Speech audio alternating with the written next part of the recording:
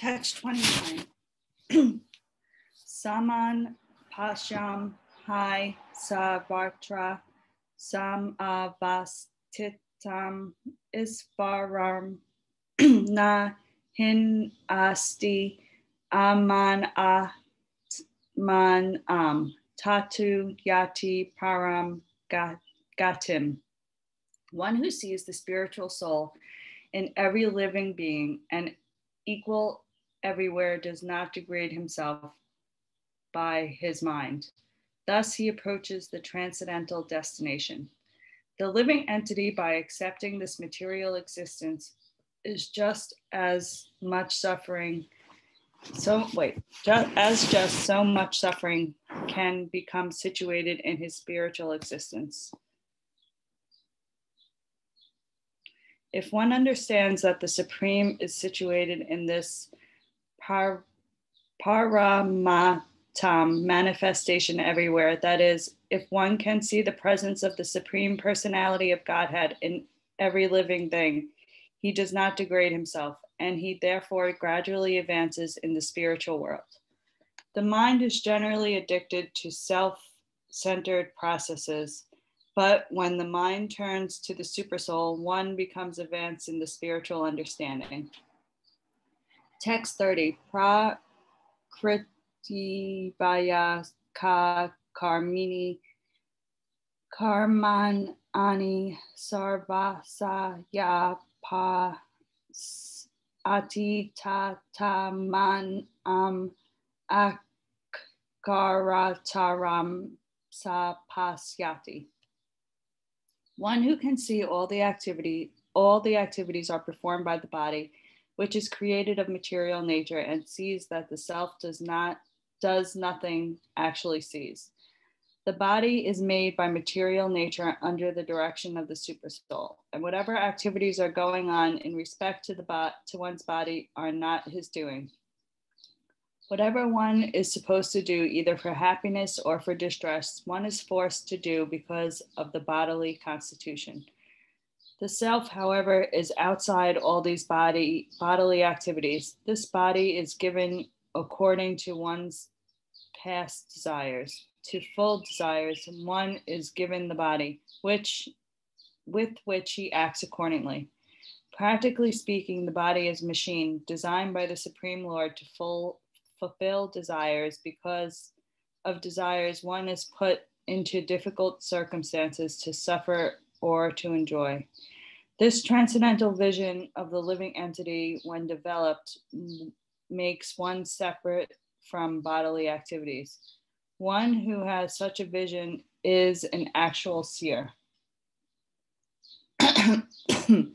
Excuse me. Text 31. Yada puta prayag pavan eka samt anupashati tata eva ka bishtaram baram sampayati tada. When a sensible man ceases to see different identities which are due to different material bodies, he obtains to be the Brahman conception. Thus, he sees that beings are expanded everywhere. When one can see that the various bodies of living entities arise due to the different desires of the individual soul and do not actually belong to the soul itself, one actually sees. In the material conception of life, we find someone as a demigod, someone a human being, a dog, a cat, etc.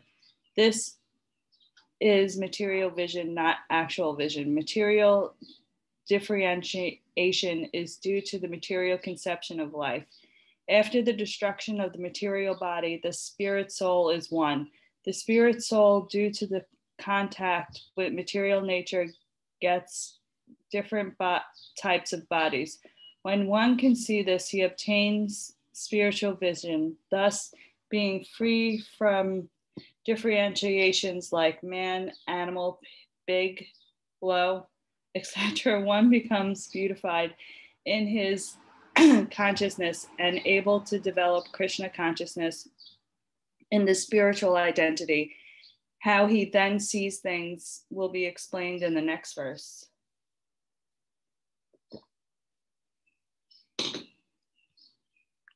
Text 32. Aman Ditvan Nirgan Atat Par Manya Aya Ya Sa Sira Sut Pi Pai Kayutia Na Karoti Na Lipyati. Those with the vision of eternity can see that the soul is transcendental, eternal, and beyond the modes of nature. Despite contact with this material body, O Arjuna, the soul neither does anything nor is entangled. A living entity appears to be born because of the birth of the material body. But actually, the living entity is eternal. He is not born, and in spite of being situated in a material body, he is transcendental and eternal. Thus, he cannot be destroyed. By nature, he is full of bliss. He does not engage himself in any material activities. Therefore, the activities due to his contact with the material bodies do not entangle him. Text 33. Yata sarva gantam sak simad akasham no palipate sarvata asito dehe tatatma no palipate. The sky, due to its subtle nature, does not mix with anything, although it is all pervading. Similarly, the soul situated with Brahman vision does not mix with the body, though situated in that body. The air enters into the water, mud, stool, and whatever else is there. Still, it does not mix with anything. Similarly, the living entity, even though situated in varieties of body, is aloof from them due to his subtle nature. Therefore, it is impossible to see with material eyes how the living entity is in contact with the body and how it is out of it after the destruction of the body. No one in science can ascertain this. Text 34. Yata parkayasaati ika Krishnam Lokam Imam Raviv Kastram Kastri Tata Krishnam Par Kashati Bharayata. O son of Bharayata, as the sun alone illuminates all of this universe, so does the living entity, one within the body, illuminate the entire body by consciousness. There are various theories regarding consciousness. Here in the Bhagavad Gita, the example of the sun and the sunshine is given. As the sun is situated in one place, but is illuminating the whole universe, so a small particular particle of the spirit soul, although situated in the heart of the body, is illuminating the whole body by consciousness. Thus, consciousness is proof of presence of the soul, as sunshine or light is proof of presence of the sun. When the soul is present in the body, there is a consciousness all over the body, and as soon as the soul has passed from the body, there is no more consciousness. This can be easily understood by any intelligent man. Therefore, consciousness is not a production of the combinations of matter. It is a symptom of the living entity. The consciousness of the living entity, although quantitatively one with the supreme consciousness, is not supreme because the consciousness of one particular body does not share that of another body. But the supersoul, which is situated in all bodies as the friend of the individual soul, is consciousness of all the bodies. That is different between supreme consciousness, and individual consciousness. Sorry. Text 35. Kasetra junaryo evam atatram janama suka buddha parkrite moksam kayi vidaryanti de param. One who knowingly sees this difference between the body and the owner of the body and can understand the process of liberation from this bondage also obtains to the supersoul.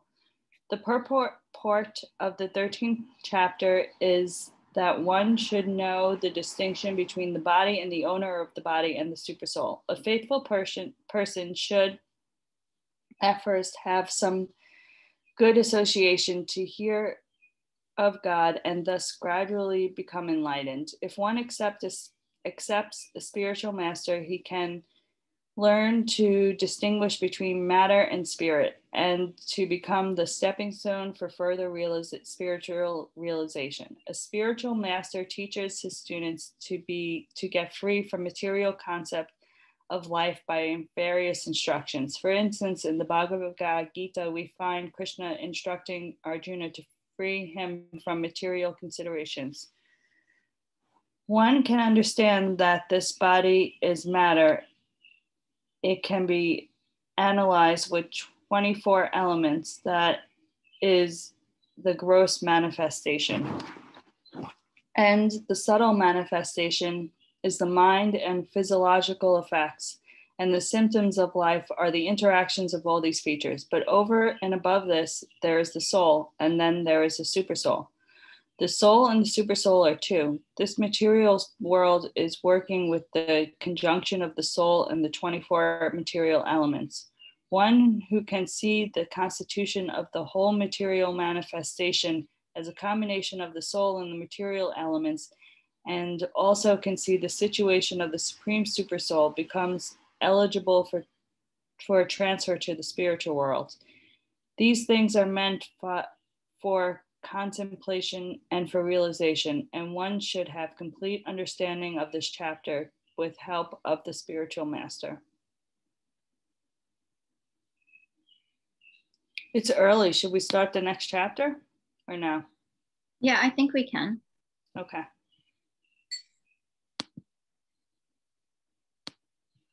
Chapter 14, text 1. Shri Bhagavan Vaka Param Bhuya Parvasyami Jam Yaman Janman Utaman Ja Jan Abata Ma Aya Sarve Param Sidhim To Gata.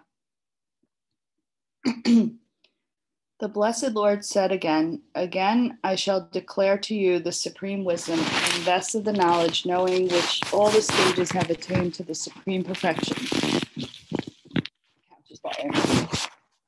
From the 7th chapter to the end of the 12th chapter, Sri Krishna in detail reveals the absolute truth, the supreme personality of Godhead.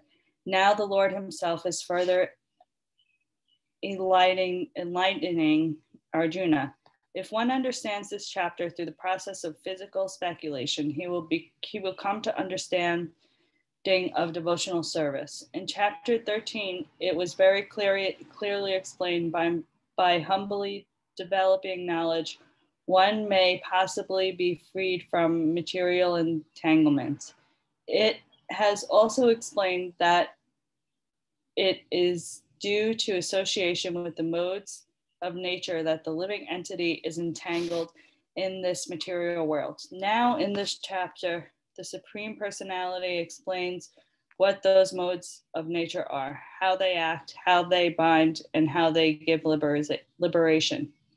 The knowledge explained in this chapter is both proclaimed by the Supreme Lord to be the superior to the knowledge given so far in other chapters. By understanding this knowledge, Various great sages attain perfection and transfer to the spiritual world. The Lord now explains the same knowledge in a better way. This knowledge is far, far superior to all other processes of knowledge. Thus far explained, and knowing this may attain perfection. Thus, it is expected that one who understands this 14th chapter will obtain perfection. Text 2. Itam jayam ups up asritya mama sadhar miyam agata sarj pi na pa yante par lalye na by ahantika. By becoming fixed in knowledge, one can obtain to the transcendental nature, which is like my own nature. Thus established, one is not born at the time of the creation, nor disturbed at the time of dissolution. After acquiring perfect transcendental knowledge, one acquires qualitative equality with the supreme personality of Godhead, becoming free from the repetition of birth and death. One does not, however, lose identity as an individual soul. It is understood from Vedic literature that the liberated souls who have reached the transcendental planets of the spiritual sky always look to the lotus feet of the Supreme Lord, being engaged in his transcendental loving service. So even after liberation, the devotees do not lose their individual identities. Generally, in the material world, whatever knowledge we get is contaminated by 3 modes of material nature. But knowledge which is not contaminated by 3 modes of material nature is called transcendental knowledge. As soon as one is situated in transcendental knowledge, he is on the same platform as that of the Supreme Person. Those who have no knowledge of the spiritual sky hold that after being free from the material activities of the material form, this spiritual identity becomes formless, without any variegatedness. However, just as there is material variegatedness in this world, so in the spiritual world, there is also variegatedness. Those in ignorance of this think that the spiritual existence is opposed to material variety. Thus, but actually in the spiritual sky, one obtains spiritual form. There are spiritual activities, and the spiritual situation is called devotional life. The atmosphere is said to be uncontaminated, and there one is equal in quality to the Supreme Lord. To obtain such knowledge, one must develop all spiritual qualities, and thus develops the spiritual qualities is not affected either by creation or destruction of the material world. Okay, I think I'm ready to stop. Okay, yeah, that was a lot of reading. So we're on text 3. Text 3.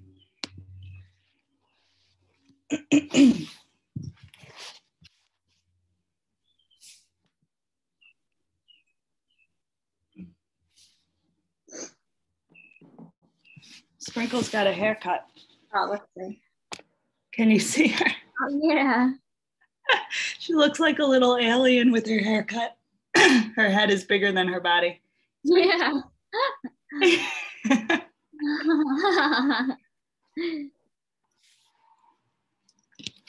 So cute. I'm glad I got it because it's really hot. And I think she feels a lot better without her hair. Yeah.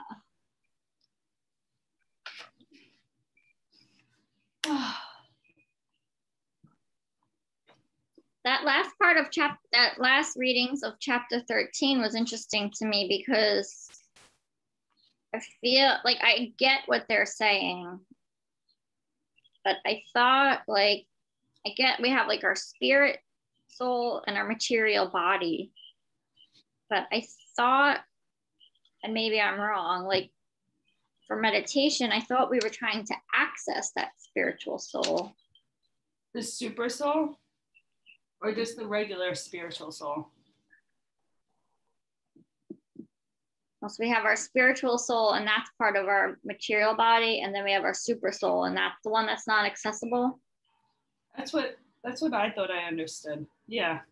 Yeah, I guess that's so our spiritual soul.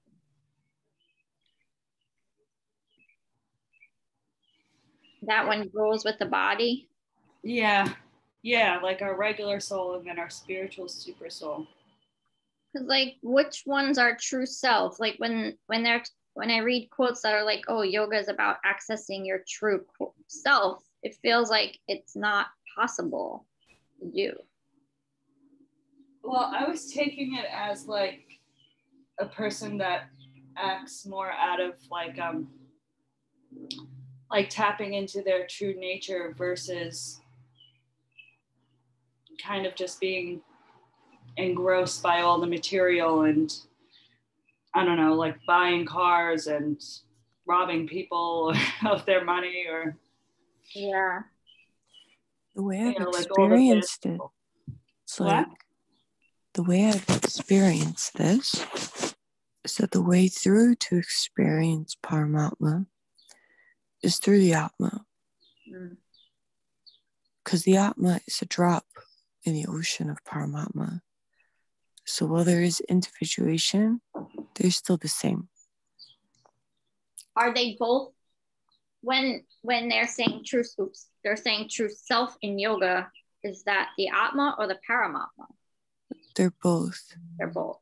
Because they're the same thing, but they're also different. So like the Bhakta will access it through this ideation of the super soul. The Jnana, and sort of like a Shaivite, will access it through trying to reconnect to the inner consciousness. But the thing is, it's like, you know how he gave Arjuna the eyes to see him?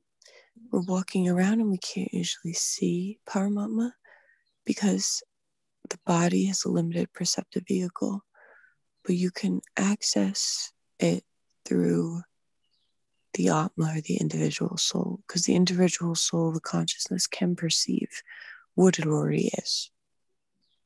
I'm sorry, I know that's like very out there. No, I think I get it now. That makes sense. Okay. And when we call it Atma and Paramatma, that makes my brain happy. It's a big brain stretch. Yeah. I mean, I don't think I'm there anywhere close to there yet. I feel like I went backwards, but I'm okay with that. It's okay. It happens. Yeah, no, I'm totally okay with it. Even just being able to concentrate on something, like when you're going through like a traumatic experience in life, or I like what they said. I can't know where it was, but they said enjoy or suffer.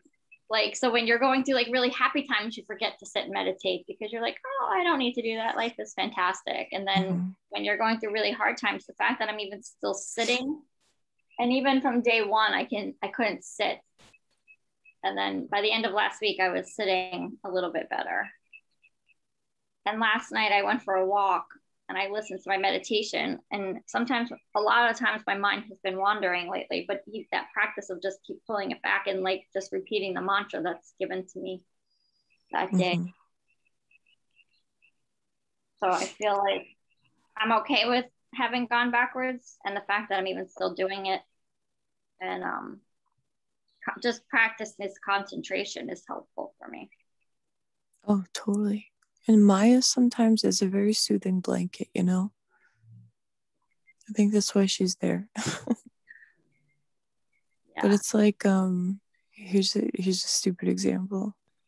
Like if I want to go to Canada, I got to go in through the, whatchamacallit, like the border. Yeah. Where the access point is. So it's like,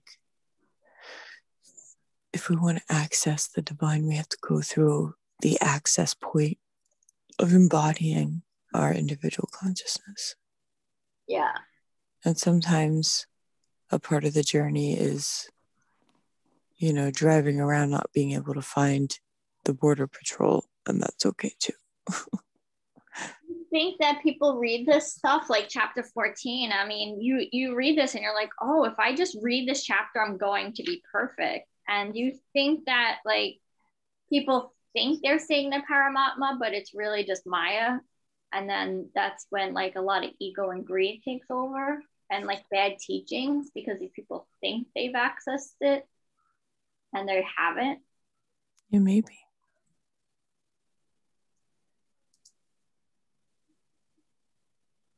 Because like people like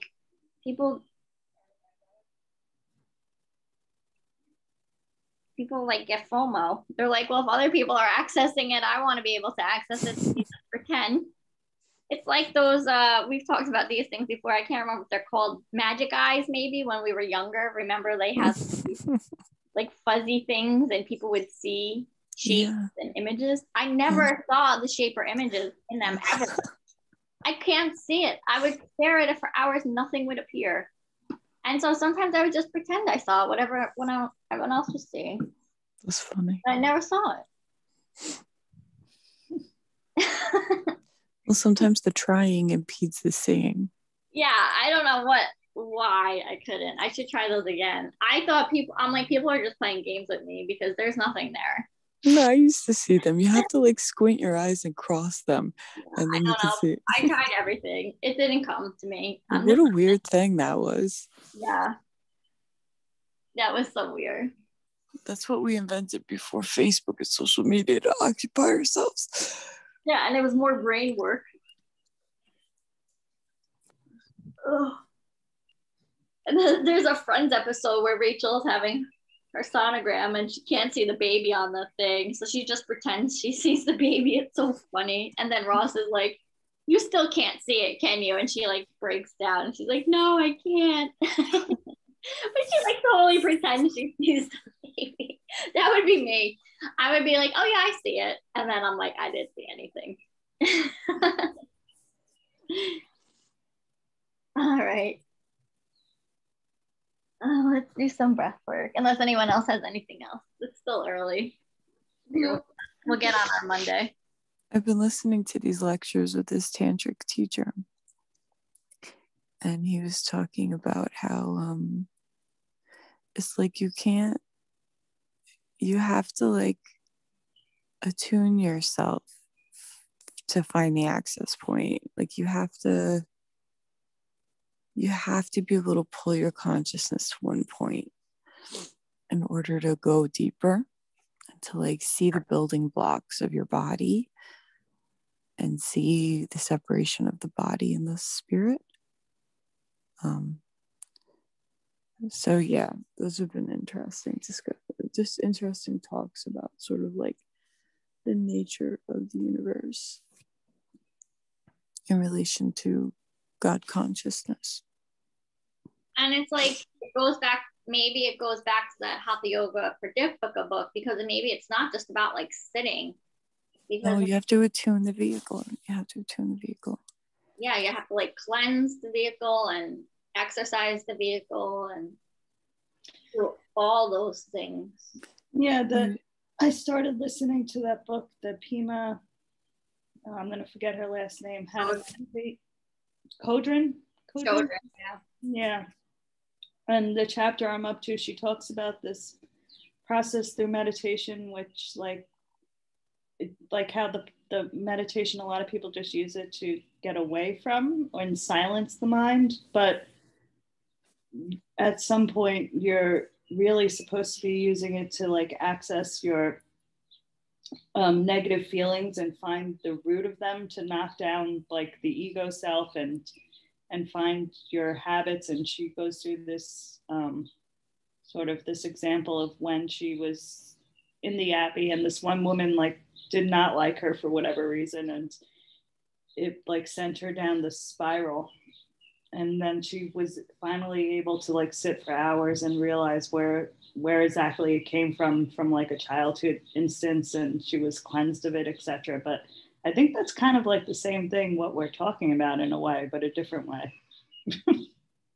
Amanda does a workshop every year that is my favorite workshop. It's an intention setting workshop. She goes through the chakras and she talks about like our impressions, those samskaras, and like our memories. And it's something I do every year. I've been doing it probably since 2017 when I was doing teacher training, or right before I started. And it's a powerful practice because what came up for me the first year I did it kept coming up for me the third year I did it. And the third year I did it is when I took action on it. So like sometimes it's not an immediate thing. So Right. with the meditation, even still, like I know I have past traumas that I need to work through. And that's why I think eventually I will be in therapy, because I won't be able to do it by myself. I'll need professional guidance to work. Sometimes we can't work through our past karmas by ourselves. So interlayered, right? It's like there's so many layers to it.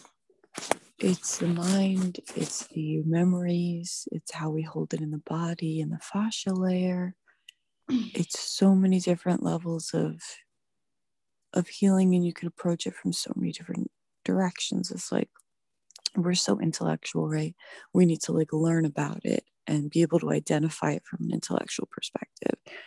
And I wasn't ready to start doing like the energetic work to unblock those things, which is very intense, until I understood it intellectually completely. So like it's like that's what therapy is really helpful for. Mm-hmm. It kind of helps you intellectually understand what you're experiencing. And it's so funny, like it's the elevator stair thing. Like now that I'm doing the energetic work, I'm realizing like I didn't even have to know all the intellectual things about it. I literally only had to do the energetic work and it would have unblocked, but like I would have never gotten to this point of being willing to do the energetic work unless I intellectually understood all of my issues. This is like, it's a whole big process. I know you're the same, Pam. Yeah. I love that. And I think a lot too, it's our memories, but we all experience, like for me, I should say, like there's two memories there. There's what really happened, like what the universe did. And there's what I told myself happened. There's like that memory. And I think that's, for me, that's what I'm imagining therapy does. Figures like, be like, well, this is what you're saying happened, but this is what truly happened. Yes. Yeah. Yeah, I was on the phone with my friend who's a coach, and she was like, that's not reality. Like, you need to figure out what reality is. Yeah. First. And I'm like, oh, yeah, you're right. I just made that all up. Yeah. Or so, we make it like selfish to us. Like we somehow tie it to like to us. Like the experience that happened, it was like, yeah, it's not all of us. I can't explain it. That's the part that I need to. So something he said was every part of the body is in every part of the body. And the body can't hold a lie. It like calcifies around it. So when I first heard that, I'm like, a lie? Is that like someone lying? And I'm realizing, no, it's like not understanding reality. So you hold this lie in your tissues and all the fascia pulls in towards it. So when you're doing this energetic healing work, like you have to ask the tissues like 3 layers down in the fascia to release. Yeah. You have to ask it to release. Otherwise, we do all this intellectual work and we hammer all over like the center, but it won't let go until we consciously release it. I think that's why the asana practice is so helpful and so important for these people who've dealt with trauma, right? We're like, but then they keep getting these recurring injuries. It's like they'll practice for weeks and they finally feel good. And then they stop practicing for a week and the fascia pulls to that center again. It's the physical body is manifesting out of the energetic body. And if you're holding a lie in that energetic body, it's just going to keep locking up. Yeah. It's fascinating, isn't it? Yeah, no, it's all tied together. I mean, I experienced it in my own body, you know, and I love like the idea that trauma in our issues live in our tissues and our fascia. On so many different levels. Yeah, like I've had recurring injuries in the same like place that gets tight. No matter what I do, it'll get tight in that same area. And like I think, oh, I gotta like reset my back. I gotta do all these things. I gotta get the strap. I gotta do the yoga practice, like hours and hours. And I could just sit in meditation for like 20 minutes and focus on that area and ask it to release, and it releases. Yeah. Yeah. Yeah. It's crazy. That's awesome. It's too bad though that we don't learn this more as part of our upbringing. I know some people do, but most of us don't. I'm always sitting with Isabel and trying to like, she'll ask me, she's in that why phase of like the 3-year-old, like why is this, why is that? So now I'm starting to drop like wisdom bombs on her. And I feel like it's you know, she'll like ignore me and start talking about a bunny rabbit or but I feel like it's hitting, you know, like it's like planting seeds in her subconscious mind about the reality of the world. Mm-hmm. I think so we'll see how she comes out. So lucky that she has that. Yeah. But I guess she was meant to have it, right? Like I keep thinking about that. Like I wasn't meant, I kind of did with my mom, but like in a lot of different aspects, there was a lot of like clouding over what reality was just because of, you know, the trauma of your parents. Like they can only see so far. You can only see so far as your teachers go. And they were my teachers, right? But like that's also a part of the karma that leads you to the place of attainment. Like all the terribleness, all the difficulty, it's all necessary. It's like, it's almost like we picked all of this so that we could reach our goals. And that's kind of like a hard one to stomach, like all the sadness, all the pain, all the difficulty. Like if I think of any moment in my life that was like super difficult and super hard, it always led me to like a higher level of attainment afterwards, spiritually. I think it's all interrelated. Yeah. But who knows what Isa did in her last life to be born to a family of yogis. They say in the Vedas it's a high birth. But she's got her own like trauma. I could see it from like past births coming in. It's weird. It's weird having kids. But you guys also might have been connected in previous life too, somehow. Oh, I guarantee it. Yeah. But like I can see where she's blocked in her crown chakra. Like she's open everywhere else. I think I've been saying this to you since she was born, right? Pam, like her crown chakra is blocked. And everywhere else is open. So I don't know what she has to experience to open that crown chakra in life. I wish she didn't have to go through any pain or any difficulty. That's just not the world we're living in. No. And pain and difficulty isn't that, it's not, we make it out to be a lot worse than it is, depending what it is. Like physical pain, yes, of course. You don't want anyone like getting whipped or something, but it's not, if it's like that idea of like what it really is in the universe, versus what we make it out to be. Yes. Like what I thought this grief process would look like for me with Kramer was entirely different than what I'm actually grieving through. Because I had made up a whole story in my head of what I thought I'd be locked up in a mental institution and I would be like this immobile being, but that's not what I'm doing. It's not really what it is. So yeah, I hope she doesn't experience too much of that, but I think it's okay. You know, even yesterday, Domenica and I were sitting on the beach. We were a little hungry, and she said, it's okay to be a little hungry sometimes. Just experience that like suffering of like, this is what hunger feels like. We don't have to satisfy every need all the time. But then we did go eat lunch. Like 5 minutes later. Yeah. We get 5 minutes of relishing in the hunger. We had 5 minutes of suffering, and we did eat a Twizzler in between. So we were. Yeah, but it was good we only ate one Twizzler. I could eat. Yeah, exactly. It was just one Twizzler. All right, now let's do our breath work. Staying where you are, sitting up nice and tall, just making your spine straight, laying down or sitting up. Breathing in and out through the nose, lengthening the breath in, filling up the low belly, exhaling it all out. You want to take a few rounds of, you can stay there or take a few rounds of alternate nostril breath. Right hand to nose, inhale through left. Close left, exhale right.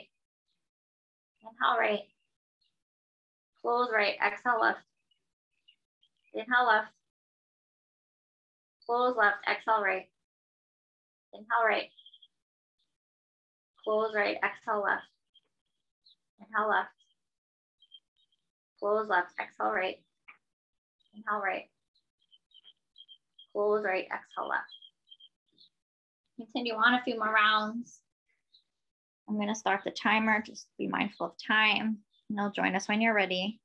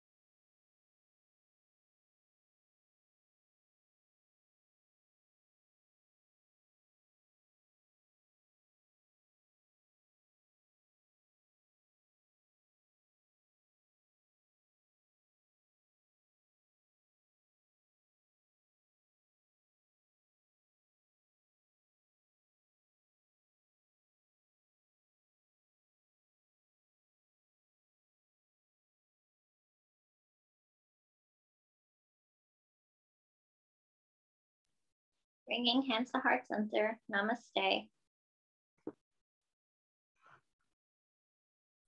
Namaste, ladies. Have a great day.